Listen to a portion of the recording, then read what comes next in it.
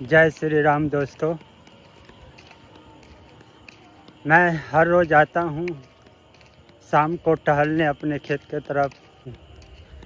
देखिए कितना सुंदर है धान का खेती और बहुत ही अच्छा बारिश, रात भर बारिश हुआ है, उससे बहुत ही सुहाना मौसम बना है।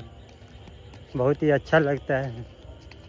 आप लोगों को दिखाता हूँ कैसा है, आप लोग बताइएगा कमेंट करके।